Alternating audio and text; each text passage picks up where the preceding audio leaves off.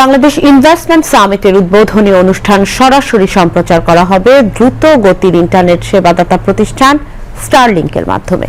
আগামী 9 এপ্রিল স্টারলিংকের মাধ্যমে পরীক্ষামূলকভাবে রাজধানীর হোটেল ইন্টারকন্টিনেন্টালে এ সম্প্রচার আয়োজন করা হবে।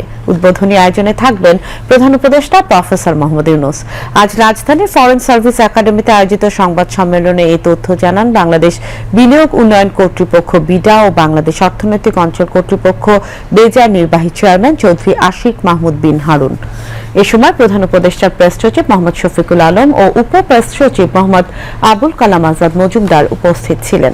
চৌধুরী আশিক মাহমুদ বিন হারুন বলেন, আগামী 7 এপ্রিল থেকে শুরু হতে যাওয়া 4 দিনব্যাপী বিজনেস সামিটে অংশ নিতে এরই মধ্যে নিবন্ধন করেছে মেটা, স্যামসাং সহ 50টি দেশের 5 শতাধিক বিনিয়োগকারী।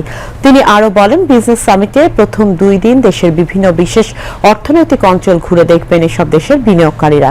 এতে গুরুত্ব পাবে নবায়নযোগ্য জ্বালানি, তথ্য প্রযুক্তি, স্টার্টআপ।